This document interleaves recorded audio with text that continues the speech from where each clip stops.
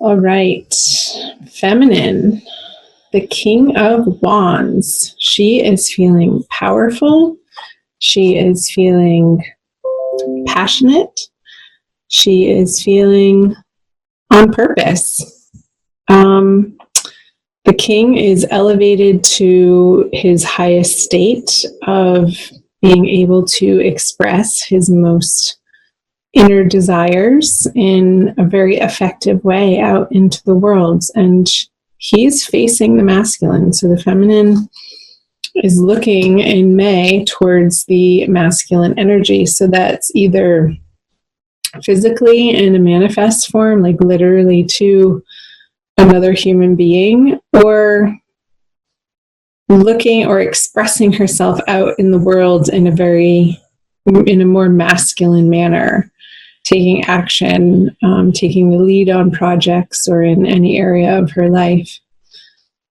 Or she could be in communication with the masculine, being the one to initiate that in the month of May. Let's see where the masculine stands. The Ten of Cups in reverse.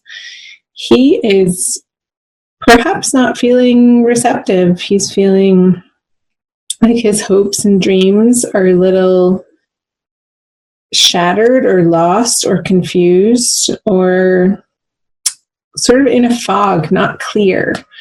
Getting a sense of the masculine not having a very deep focus on exactly what he wants and what he is able to bring to a relationship during the month of May. And a little forlorn. I'm getting this energy from the masculine of a little bit of hopelessness, and not a lot of excitement or pushing forward with the Ten of Cups in reverse. Like his hopes have been dashed in some way. So let's keep reading, and the other cards generally illuminate these middle cards here. So let's see what's in his subconscious. The Page of Swords, the feminine has the Knight of Pentacles. So two people. Somebody else got the Knight of Pentacles in the feminine unconscious. It was an earth sign. It could have been Capricorn. I don't remember. Anyway, you might want to check out the Capricorn reading anyway.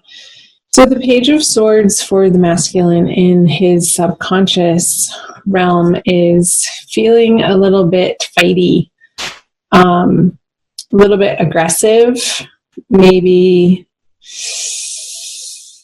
like he's on edge about something in his world right now. And there's a sense of anger just below the surface that isn't even necessarily about anything to do with what's happening in the present. I feel like it's old stuff bubbling up to the surface right now that maybe he hasn't dealt with in a direct manner that could be affecting his everyday experience of the Ten of Cups being in reverse. So a little bit of aggression and sharpness with words and just his reactionary state is just right there. Like whoever's around him might feel like they need to walk on eggshells because any little thing can tip him off with the Page of Swords in his subconscious.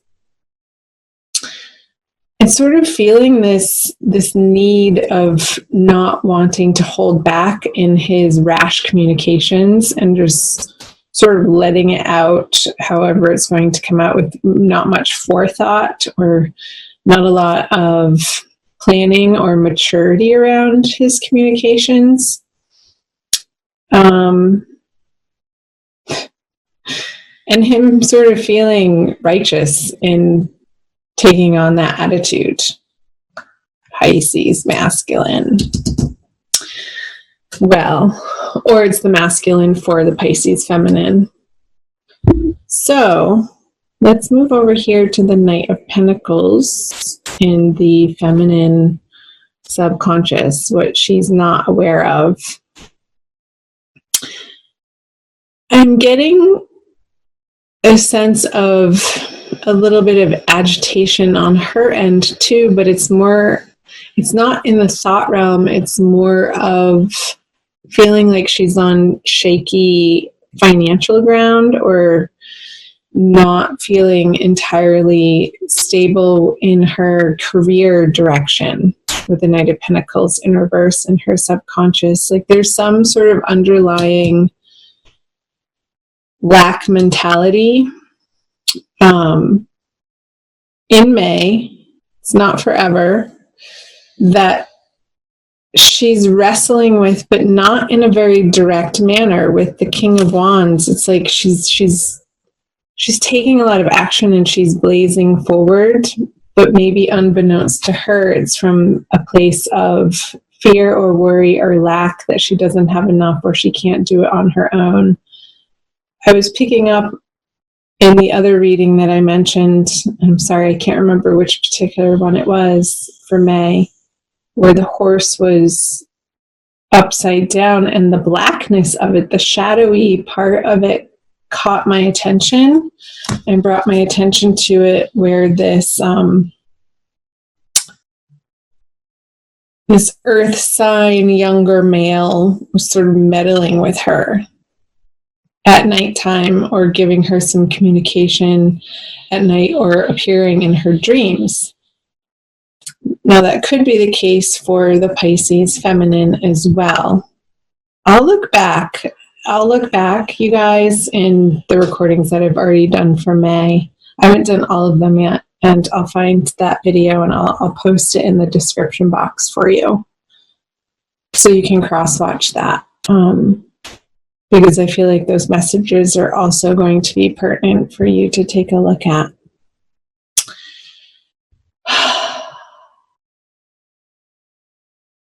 So yeah, I'm just gonna leave it there with the Knight of Pentacles. Something about her, a sense of lack or fear or worry of not making ends meet, and that propelling this action in her everyday world to sort of put a band-aid on that, and as a remedy to this, which isn't a bad thing. Sometimes necessity breeds some really good action in our lives. So let's see what she has in her conscious energies. The 7 of Swords, and the masculine has the 8 of Wands in reverse, facing away from the feminine. Let's start over here with the feminine. It's like she's wanting to take more of her share, or what's not rightfully hers. And that could be somebody's attention. Like I said, the King of Wands is facing the masculine in this direction, and it's like she's poking at him to give her attention when he's over here sort of just being sad and a little irritable. And I feel like poking the bear is going to have some unnecessary fights be created between the two of you. And it's going to have the masculine over here retract back. He's retracting back his communication with the 8 of Wands in reverse and his conscious energy away from this partnership into a different direction. For the time being, that's not necessarily a bad thing, because if there is a type of communication where you're just going around and around in circles and nothing is getting resolved and it's just crazy making, sometimes what needs to happen is one or both of you need to hit the pause button and take a breather, take a break. So let's keep moving on to what the feminine brings. Is the 3 of Wands. It's like she's really impatient. She wants to move forward with something with a masculine, and let's see what is being met with. The Sun. Okay. And it's like his playfulness and his laissez-faire, carefree attitude is what he's presenting to her, but without like doing, in her eyes, doing the serious work of what the real communication needs to be. It's like he wants to avoid that, and he just wants to be playful and goofy and fun and not really dive into the seriousness of these conversations of what she wants to address on this heavy level. And it's like this mismatch. I feel like it's going to have the feminine energy feeling like, okay, well, should I just pack up my wands and battle it out somewhere else with somebody else who's going to take me on a more serious level here? But she still is looking in the direction of the sun. So let me look at these. I feel like the burdens that she's carrying toward the masculine isn't even about him. It's like she's carrying these swords, these thoughts, beliefs from another relationship, and she's sort of dragging them with her in what she feels important. And they're actually not. They're actually encumbering her from meeting him in the sun energy over here on his side. And maybe that's why he doesn't want to engage in that type of communication. Like he's just sort of putting a squash on it with the 8 of Wands in reverse. Being like, no, come on, baby. I just want to have fun. I just want to be free and feel free and not burdened and encumbered with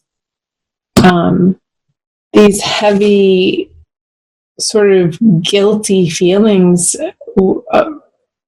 in whatever area of life. And I feel it could be around sexuality. Being on top of the King of Wands here.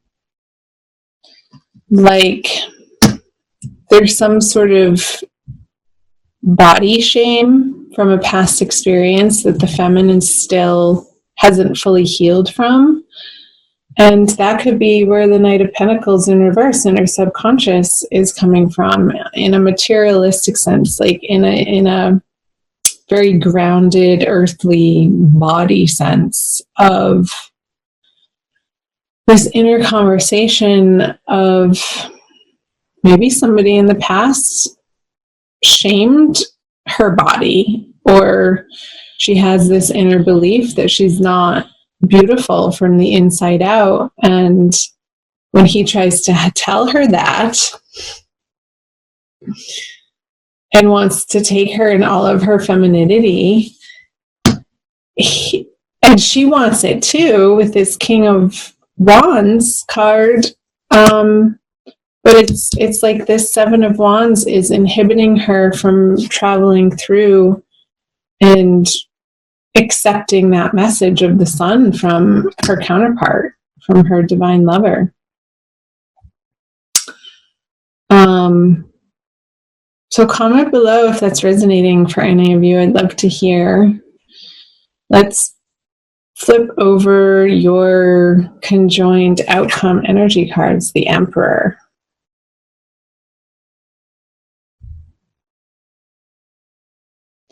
So I feel like you both want a certain amount of structure to the relationship. And it's almost like I want you each to rely on the feminine, to rely on this King of Wands energy, where you're very grounded and centered in your desires without letting this 7 of Wands conversation get in the way of that, and be able to move through the 3 of Wands towards the Emperor, meeting the masculine through the sun energy in his playfulness.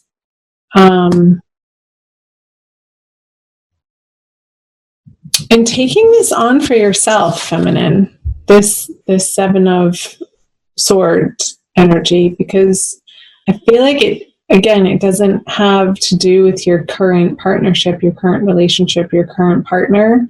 Like, see how I don't know if you can tell, he's looking in the other direction, pulling these swords with him. And it's like these two swords here are these two individual people from the past, and it's you and another person, and what you're bringing with you is all this junk that you don't need to. From this past, maybe even a little bit mentally and emotionally abusive relationship. And it sort of gunked up your thinking in a way that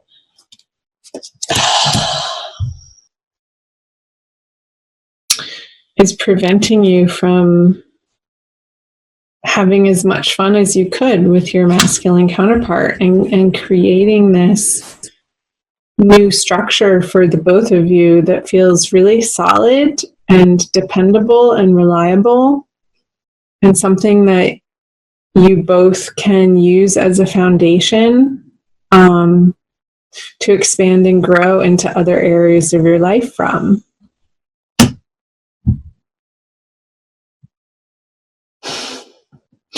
So I'm seeing the two rams here, to the two ram heads, and the amount of rock and stone and concrete, and how he's wearing his armor. It's like the stubbornness with each other this month, and you each putting your head down towards each other. And you know how rams sort of back away from each other, put their head down, and then charge and just totally smash into each other with their horns. I just got that image between the two of you. But it's almost like when that happens, a spark is created, and it dissipates some of the energy because you're putting it in a certain direction. And there's like this dust that's created, and something else comes of it that creates this cloud of smoke that can go up from the two of you. And each of you are bringing your own different mixture of elements to that alchemical combination. And it can create weather. It can actually create clouds in the sky that produce rain and snow and sleet and lightning, and all of these different possibilities together. And then I just got, when the two of you put your heads together without clashing, and you come into owning your individual power together, and you sit on your throne as a one solid unit, you get to crown yourself as the emperor of your relationship, the emperor of your communication, the master who is in control of what he or she is co-creating with another. And coming from that very, very, very internal, powerful place.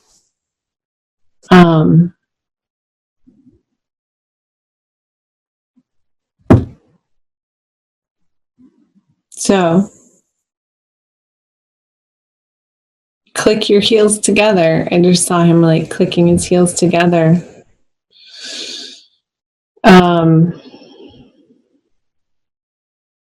Wear red this month, Pisces. I'm seeing all of this red, the red shoes, hat, the cape, another cape, another cape. The baby doesn't even have it on him. He's waving it as a flag. This person's wearing red. The children's wearing red. He has red boots. All this red. He has a red cape on too. So something to do with your root chakra and grounding that out in the month of May. I'm going to pull a Crystal Wisdom Healing Oracle card for you, since I said the word chakra, by Judy Hall. For your Oracle message for the month of May, Pisces.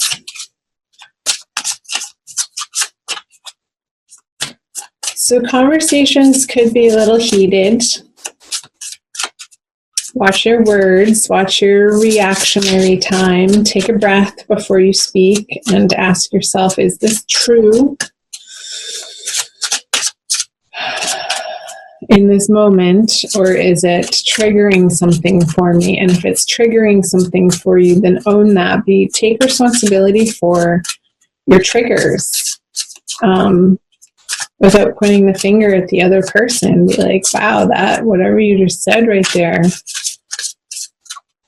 I know you didn't mean it in that way, but it brought this up for me. And that is authentic, honest, raw communication, where the other can then choose to meet you in their authentic way. But you have to start with yourself first, Pisces. And take on some nonviolent communication. Maybe get yourself in a workshop or a class. Whoa, I don't even know if I know how to say that. Rhodochrosite. Any of you have heard of that? Chime in down below. It looks like watermelon almost. Number 45. And I will read to you from the book, The Heart Reviver. Rhodochrosite teaches the heart to assimilate painful feelings without shutting down. Ha! That's what I was just saying when I was shuffling about being triggered, and keeping your communication open through those triggers without blaming. Dissolving denial and identifying ongoing detrimental patterns. It offers compassion, compassionate love, and forgiveness. You face the truth with loving awareness. Self-understanding. Deep down, you feel alienated, unloved, or unappreciated. A history of sexual or emotional abuse creates dis-ease. What was I saying here? And something about the body, in the body, for the feminine. Or you may have misused or feared your sexual power in the past. You may be repressing something you do not want to face. Irrational fears and paranoia and unacceptable emotions need to be acknowledged and transformed. I was definitely picking up that owning your sexual energy, feminine, in a more healthy, grounded, alive, empowered way. So healing some shame in May, I feel like is on the docket for you. Divination, time for a change of viewpoint. Begin to seek the gifts in your experiences rather than seeing the negative effects. Check out whether what you were taught in childhood is still relevant to the person you are today. And your healing insight for the month of May is releasing resentment from your heart creates well-being.